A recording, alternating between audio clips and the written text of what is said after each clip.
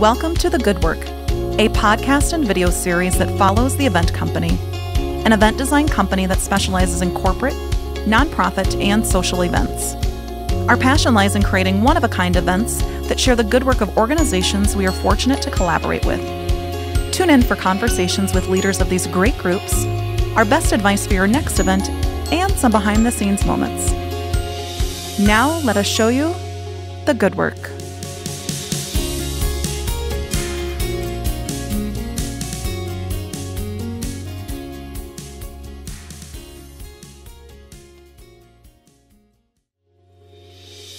In this episode of The Good Work, we'll introduce to you our friend Mary Kolsrud, Vice President of Philanthropy for the Sioux Falls Area Community Foundation. We've had the pleasure to work with Mary and her team the past 2 years on their annual fundraiser, City Blossom. Hear more about this signature event, its unique event venues, and the good work that the Sioux Falls Area Community Foundation does for nonprofits in our community. Please welcome to today's vodcast, Mary Kolsrud.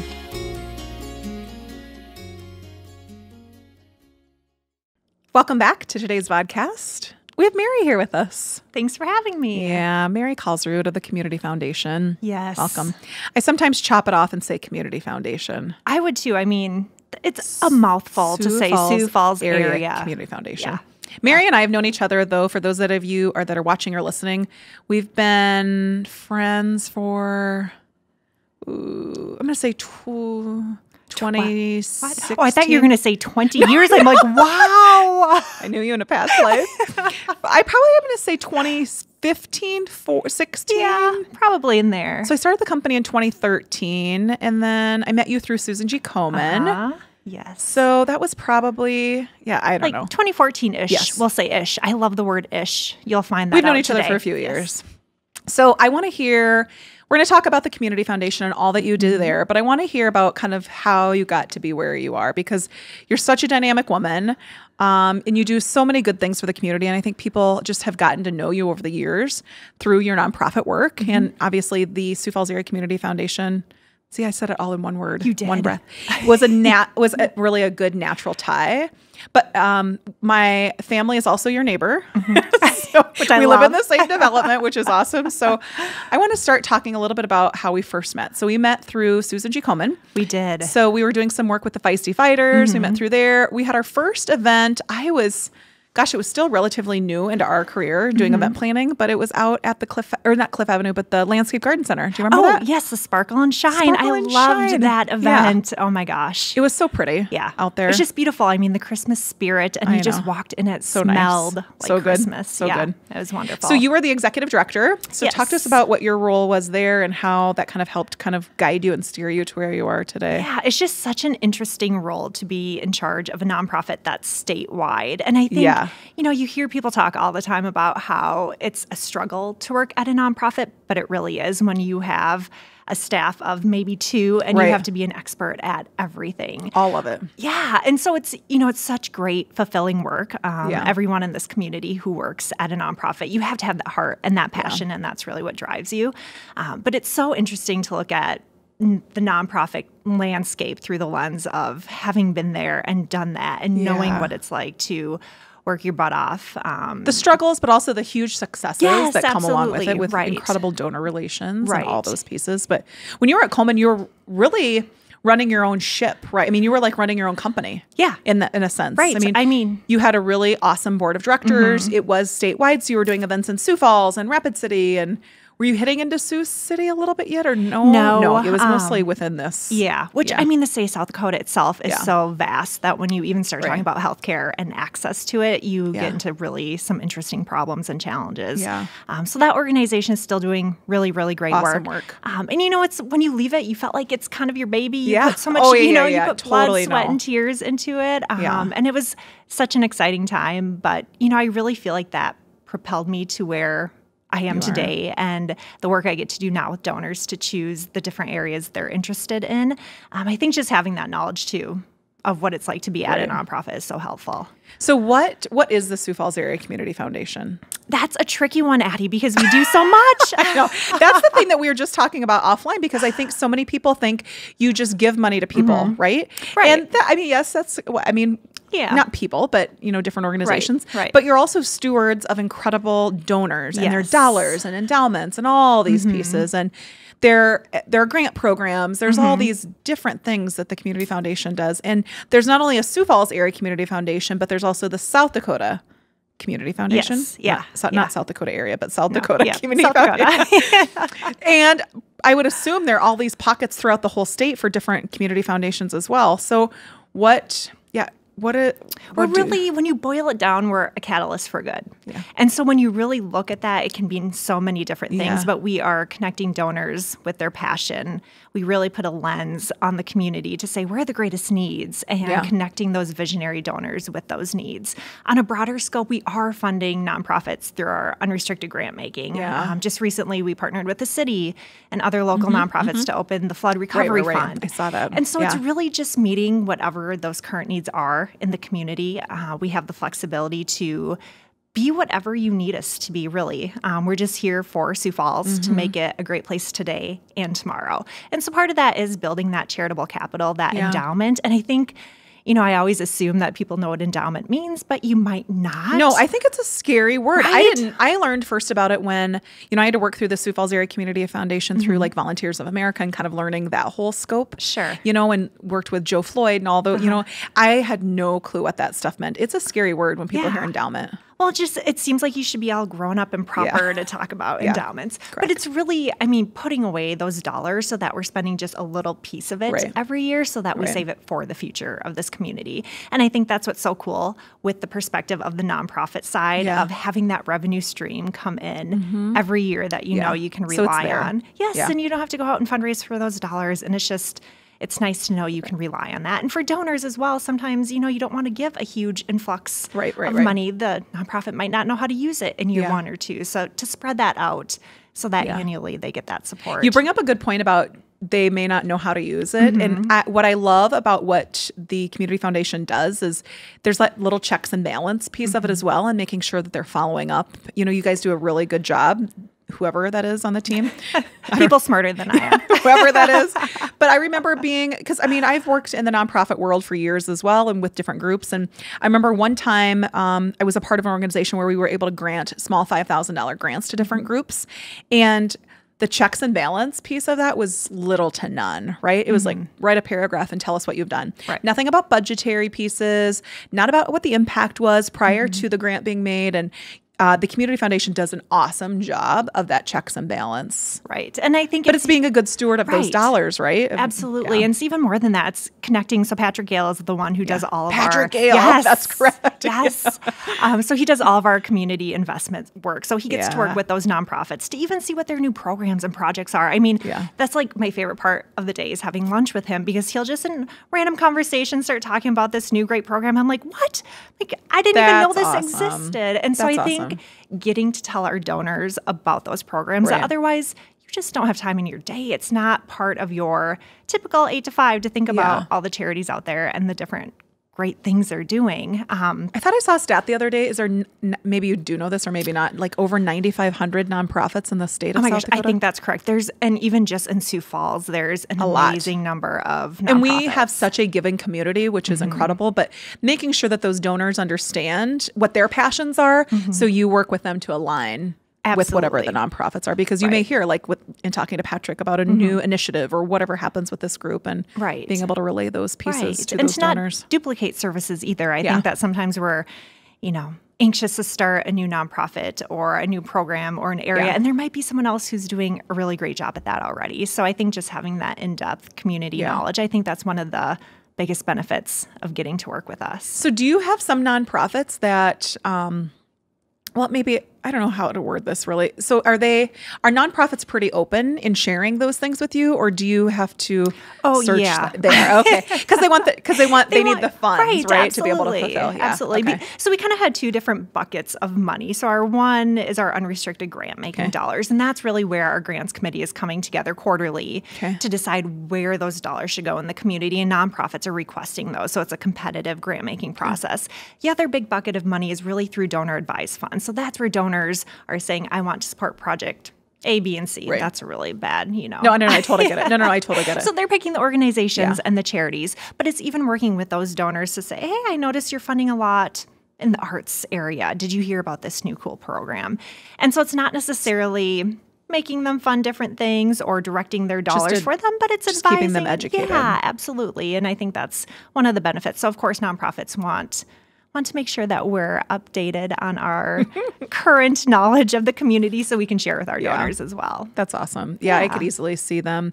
Sometimes I think some nonprofits see like the application on the website and they're just constantly applying for everything that's out there, but it needs to make sense for them. Absolutely. And they aren't sharing the story directly, so they need to share the story with all of you. Yeah. Did you think when you came over into the Sioux Falls Area Community Foundation, was it what you thought it was going to be? No. Yeah. People always say that. You were in a different role then. Yeah. A little bit. Yeah. I mean, I'm kind of doing the same thing. But really when I came on board, I'm like, oh yeah, I got this. Like no learning curve. I'm smart. I'll figure it out. But it took a while to really understand the complexity of everything we're doing because not only do we have the nonprofit side like we were just talking about, but it's the whole philanthropic side and how to help donors actually plan for their legacy. And use some of those technical tools, which we usually don't really get into at first blush because they are so confusing. But it's maintaining that knowledge, which is just you don't do at a smaller nonprofit because you don't have the capacity. You're worried about you're doing like day-to-day operations, right? You're just making ends meet, really. Absolutely. And so that's where we can really help nonprofits as well as that's what we're here for. We have that expertise. And before it was like you and one person and maybe another person in the office, usually just you and one person. Now you have a whole group of people that are there to help support each other. Yeah, which is amazing. I mean, I've always worked at small organizations. And so I would say this is the biggest one I've worked at, which is shocking because we have 10 staff. But it's crazy though. Yeah. That's pretty impressive though, that there's 10 staff though that help make the 1,000 different funds operate and function, which is crazy. I don't know. We're all superheroes. I do not know. I don't know. Wow. Yeah. That's incredible. Yeah, I got to know the Floyd family years ago and just hearing them talk about their passions and education and, it was pretty impactful. Yeah. And I can't imagine the work that you guys are doing day in and day out. Is it overwhelming sometimes or exciting? It's exciting. Or a little bit of both maybe? Well, I think with any organization, any work you're doing, it's overwhelming. And I think especially with philanthropy and trying to make a change, you just, at least my issue is I think so broadly about all of these things that we have possibilities to fund and it's not even the human service element or the human needs, but it's, the River Greenway and making that great or some of the Love It at the Falls and some of these projects that make our lives better in Sioux Falls. And so when you start thinking about everything there is to be done, that can be overwhelming. But I would say the work itself is more exciting than anything. You're so passionate. Listen to you talk. It's because if you got to sit in on those meetings, Addie, where people share their passions and oftentimes it's their journey. Don't you just want to give everybody the money? Well, right. And you want donors to give it all away too. So that, you get some money and you get some money. That's what I would want to do. Right. Is it hard to have those conversations with groups where you can't fund them now or? Well, not so much necessarily with the groups, but with the donors. Sometimes their lists, they come in and they want to fund 25 different organizations out of their state. Yeah. And so you really have to narrow down to where can we make an impact and where can we connect your passion with purpose so that we could scatter a little bit everywhere. Smart. But is that really getting to where we need to? So those are hard just because you really have to look at yourself as the donor and say, well, what do I want to fund? Where do I want to leave my legacy? That would be hard for me. Yeah. Because I would want to have an impact in so many different pieces. And Yeah, it's hard to narrow it down, I would say. You're kind of like a counselor. Kind of. It's kind of like therapy sometimes because, you just have to, which I'm not very good at sometimes just listening. If obviously, you know me, I talk a lot. But you're to really good. sit back and take it in and listen and just let them come to their own conclusions, because we're not there to push them in one direction or another. It's just, you have to be that thoughtful listener to let them discern really where they want to have a purpose and a passion and leave their legacy. That's incredible. Yeah. And the staff there at the Community Foundation, they've been there for quite a while too, because you've got people like Andy Patterson who kind of grew up in that, Right. And now he's really running the whole show. Yeah. And took over from Candy Hansen, right? Yes, Yep. yeah. And Patrick's been there, it seems like forever as well. I mean, you've got a lot of individuals. So much depth and knowledge. Yeah. I mean, I think that's what's great, especially as the newbie, even though I've been there 2 years, it's relatively a short amount of time. So be able to lend on their experience is just, it's kind of a relief that I don't have to know everything right away. Smart. Well, and it also, I think, doesn't it take a little bit of pressure off of you for not having to literally open up the door every day, make sure that all the funds are being raised, turn on the lights, take out the trash, meet with this donor, drive to this place, all these, I feel like, I mean, I knew you when you were doing that role, and it was impressive because you're truly, like I said, running your own business and running the ship. And I think people, they knew that about you. Like, you're not lazy, Marian. I mean, well, if you would have seen me last night on the couch with my B&G, you might have said something differently. We were talking before we came online that she was at B&G getting ice cream. I didn't even know they were open already. Oh my gosh, I was there like day 2 on after our side of town, or yes, no? Oh, ma'am. That's so funny. I've been there twice already. Can I admit that? Wow. It's just, I mean, I don't know why they have to close all winter, because then you just like lead up and you can't wait for them to open. And when they do, I just kind of go overboard for a few weeks. So I told my husband, I'm like, I just have to get out of my system. Have to try like my 3 or 4 avalanche flavors, and then I can move What's on your with my favorite life. avalanche? Well, That's like a blizzard, right? Yes. And the other term, okay, yeah. Heaven forbid you call it a blizzard at B&G. Gosh, that'd be like going to, I remember I was at a Queen City Bakery and someone goes, I'll take a venti. And he's like, and Mitch is like, do you mean a large? Like, he was just not crabby, but it's like, it's the like same know thing. where you are, people. Right. So what's your favorite avalanche? Do you get those? I always see on the boards, like the pumpkin pie and the apple pie. And it really depends on my mood. Like last night, I really wanted just a traditional Oreo avalanche. So that's what I got. But sometimes I go a little crazy. Like there's the E.T. I couldn't even tell you what's in it, but the name alone, I think it has peanut butter. People out there watching with, their more intensive knowledge of B&G are going to be like, oh my gosh, Mary doesn't even know what's in an E.T. So funny. And they have dog stuff too for dogs. Yeah, except last night, that's funny because they had doggy Sunday. I'm like, oh, why don't they have anything for Kitty? That's what we call our cat, is Kitty. Why don't they have ice cream for cats? I think do cats eat discriminating a little bit. No. Oh. That's so funny. So even if they had it, sorry, she's not getting it. Well, it could be really like funny. A little treat that's non-ice cream. My husband, so Drew absolutely loves like the strawberry cones, but it's dipped in that crunch stuff or whatever. Like the outside layer that you kind of have to crunch through. Yeah, that's what they love. I know, just a traditional twist cone. It's all he needs some days. Interesting. Yeah. Well, so anyway, that all started with me being lazy last night. Well, you're not lazy, but I love watching what you're doing. And it's fun because, we had the opportunity to work together doing Komen stuff, and then you moved over to the Community Foundation. Now we have a chance to work together again. And last year was our first year working together, and we did City Blossom. So this is the annual, kind of the signature fundraiser, really. Absolutely. For the Sioux Falls Area Community Foundation. And at that event last year, we were at Imaginetics, at Sanford Imaginetics. Beautiful space. So amazing. Yeah. It was our first time hosting an event there, and people were just in awe. Really? I just had assumed you'd been there and hosting 5 events before ours. Sure.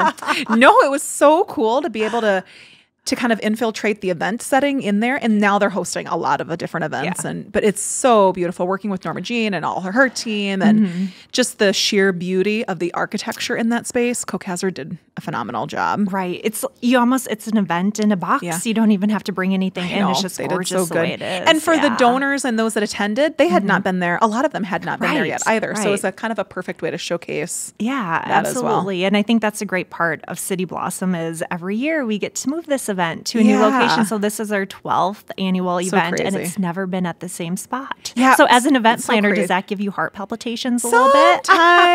Sometimes, but it's always new because when we first started trying to find a location for this year, we kept saying like, what about this one? And what if this one? And what if this one? And it's been released, so we can tell the whole listeners and watchers, everybody in the internet world, but we're hosting it at Avera on Louise this year, which is so exciting. And the facility is not even open yet. Hopefully, they do get their permitting, all that stuff done this month. Let's just lie. They will be. No, they will be. They will be. But working with that team with Mickey Lundeen and Garrett and Lindsay and that whole team at Avera has been phenomenal. But this is one of their first. may even be their first. It will be their first public event that they have hosted. There's public/private, event that they've hosted, but they're not even open up to the public till I think October. So it's pretty cool to be able to do that. But that's an admirable thing for City Blossom to go to a different spot every year.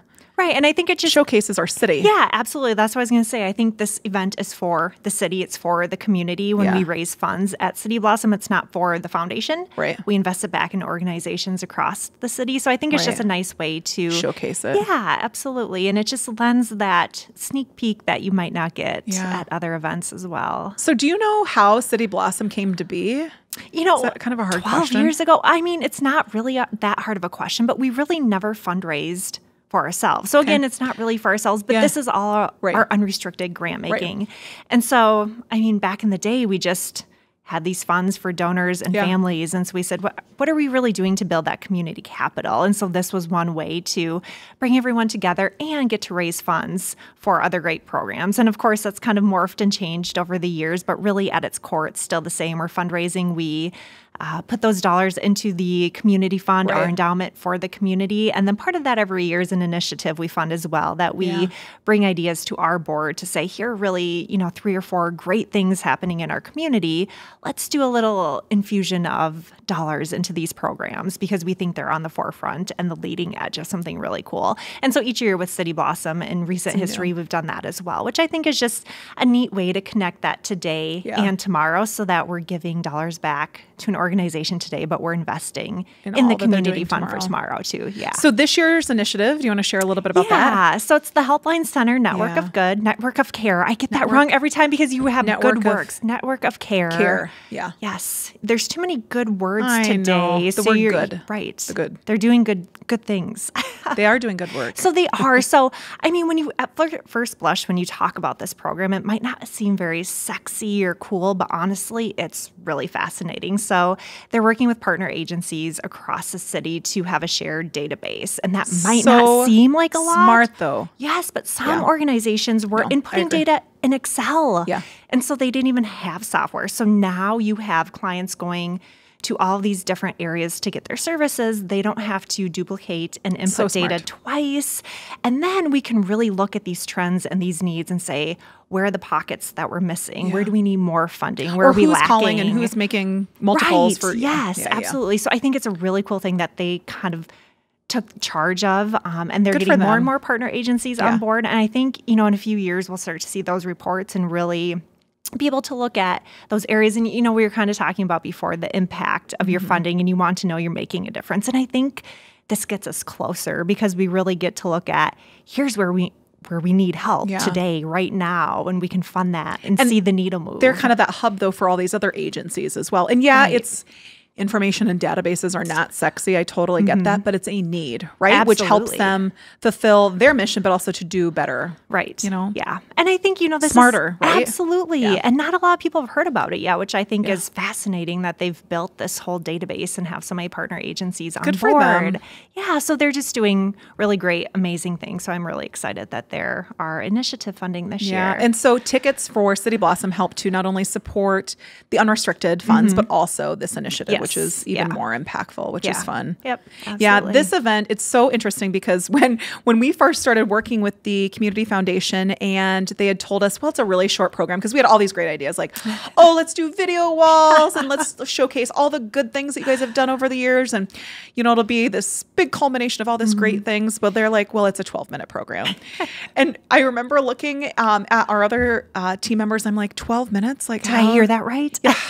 Yeah. How do you do anything in 12 minutes? But I will tell you, it works. And it is so impactful because the people and there's no ask that night, which is so unlike any other traditional fundraiser, right?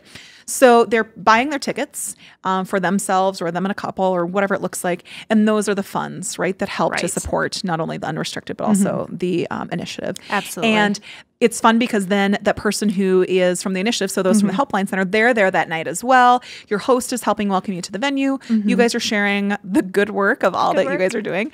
But that's it. Yeah. And people like it, I'm telling you, because it's not like this humdrum, we're going to cry, we're going to do all nothing against those at all because they work clearly. Right. Yeah. But it's just it's more of that uplifting event, wouldn't you say? And I think that goes in line with the name City Blossom, right? It kind of shows how this community is kind of growing and changing and evolving, but opening up to all these cool things that are happening. Absolutely. It's kind of igniting that passion and we're inspiring that philanthropy. And so it's an evening to come together and really celebrate what we've done. And I really think it's just connecting those visionary thought leaders that we're inviting to this event to say, come be a part of something great. And then we're connecting that with a really great mission and purpose in the community. I will tell you, if there is any place that you want to be on that night, it's there. Absolutely. Literally everybody in the city, of anybody who you want to be connected with is truly at that spot. And you get to get dressed up and it's fun. Usually the weather's great. So here we go. Knock on wood. Make that happen, Addie. Cross your fingers. But it's just a great evening to come out and connect and socialize. And like you said, it's not this, you're sitting down to a plated meal. You have to listen to a video and then someone speak for half an hour. It's none of that. It's just a really great time. And you know you're doing a really great deed because of it. It's an incredible social event. And it truly kicks off the season as well. You know, being that first Thursday in May, kind of get things kicked off and welcome it. And to do it at this venue at Avera and Louise is phenomenal. It'll be amazing. I cannot wait to show people what it looks like in there. Yeah, it'll be just fantastic. I mean, looking from the outside in, I haven't been in yet, so I'm trusting. She's getting a tour here soon, ladies and gentlemen. Soon she's getting a tour. I'm trusting. You may have to wear a hard hat. Well, on the tour, that's fine. Can I tell the story of what you okay, so we met with Addie. When was this? Like a month and a half, 2 months ago, when we're like, still, which location do we choose? And Addie comes and she's like, we can do it, but we have to wear hard hats. And I think later Molly was like, Mary, your face was like, And I'm like, Mary, it's just fine. It's hard hats. Like, we'll send hard hats to all the event hosts and we'll kind of get them on board and it'll be fine. And, you know, it'll look good. We'll just play on the hard hat piece of it. And and you were not having it. And you're like, well, I'm going to have to talk to the board. See, I know. You use that excuse. It's like I'm going to have to go talk to my husband, right? If I'm going to go. I personally, I'm like, if I had to wear a hard hat for 3 hours, my hair didn't look good during the tour when I had to wear the hard hat. So I know. And I get it. While in your dreams, it might be this cool, fun. I'm happy to say no hard hats. No hard hats, which is good. No hard hats. And I remember I specifically asked Mickey and we asked Garrett both of Avera. I'm like, no hard hats, right? They're like, yep, no hard hats. So I hope they don't come back and say hard hats. But I have it in email and verbal confirmation, no hard hats. We'll be fine. It'll be amazing. So ladies, do your hair. It'll be fine. And hopefully we have some decent weather, like you said. But you know, I mean, we've got a lot of fun new things we're going to kind of showcase that night, which is good. Yeah. So even if the weather's not great, I still think it'll be great evening. But I mean, come on, it's March and it's supposed to be 70 degrees this week. So it's going to be beautiful weather. Yeah. Well, I am excited for this year's event. Thank you for letting us be a part of it. It's fun to always work with you. It's so fun to work with you guys. You're so fun and creative. Good energy. Yeah. Well, before I let you go, look at your face. This is the same face, if you're watching, that she gave me when I told her about hard hats. So you just never know what's going to come next. It just makes you a little nervous, Addie. So we ask all of our guests these kind of top 10 questions. So I want to hear the thing that first pops out of your head. Is this censored? Maybe, we'll see. But they're kind of meant to be fun and playful. This is kind of a fun way so people can get to know you a little bit better. All right. Okay. So if you were not involved in the career that you are now, what would you be doing? Oh my gosh, I would just be traveling the world and not working if that was a choice. Where have you traveled? Tell everybody. You've been everywhere. Well, not everywhere. I mean, every place I go, I add 10 new places to my list. Most recently, the last year we hiked from Chamonix, France to Zermatt, Switzerland, which if you have no idea where that is, it's, 12 days, 140 miles, 40,000 feet of elevation gain. I have those stats memorized in my head because before the hike, I'm like, how am I going to survive? But you trained, we trained. And we were fine. I mean, of course, there were hard days where we got snowed on. Yeah. I remember seeing some of the pictures. Yeah, but we had equal amounts of just beautiful, drop-dead gorgeous, amazing days. And you know what? At the end of it, I did it. I carried my crap around for 12 days. No one helped me. And you're still married. Yeah. Chris, so, I mean, things just, make you stronger. So, I mean, that was our most recent travel adventure. That's just I knew you fresh were in my head. going to say that answer. Yeah. So the next one is if you could be any animal, what would you be? Oh, totally, a cat. This is going back to laying on the couch Sunday night what's your cat? Kitty. Kitty is 12 years old. Well, that's her name. Oh. Awesome. Kitty. Well, I'm really bad at choosing names. If we ever have kids, I'm like, it'll be Kitty. baby. Bebe. Because I can't decide on names. But she just, I mean, now that she's older, she just sleeps and eats. Just chill. Yeah, gets attention. So how could you not love that? I know. Yeah. So I don't even know if I should even ask this. What's your favorite flavor of ice cream? Well, I mean, the B&G strawberry, just because you can't get strawberry ice cream anywhere else. But I don't know. Okay. What's one thing on your bucket list? Oh my gosh, so many things on my bucket list. Holy cats. Oh boy. Just one. Just one item on my bucket list. Any new place that you want to go travel? You want to learn how to knit? I do not want to learn how to knit. I already knew that. Underwater basket weaving? No, I feel like that's such a cliche that do you know, we had an interview just recently with Thomas Christensen. He's a brand architect at Profile by Stanford. Yeah. He literally said that. Actually, his was like, what one hobby that you would begin? He said underwater basket weaving. That's because I think people say that when you don't know what else to say. It's so overused, but... Like, do you want to do like anything, like bucket list? Like, do you want to meet anybody? Do you want to jump out of a plane? Have you already jumped out of a plane? I've already jumped out of a plane. So I don't know that I have like one bucket list thing, but I just hope that I'm still doing what I'm doing today, like in 50 years. That I I'm love still living like vicariously through you because you are very adventurous. Yeah. What about a hobby? What would you begin if you could a hobby? Oh, I wish I could read more. I mean, I love reading. I just feel like I don't have time. Yeah. Or when I do start reading, it's at night and I'm so tired I fall asleep. I read a lot on Sundays in the sauna. So I'm reading Michelle Obama's book right now, but I'll read it when I go to the sauna on Sundays. That's my only like me time. Yeah, which by the way, that was an amazing book. I know. I'm not that far in. It's so good though. Yeah. What about dream day? What does your dream day look like? Oh, well, my dream day would be summer.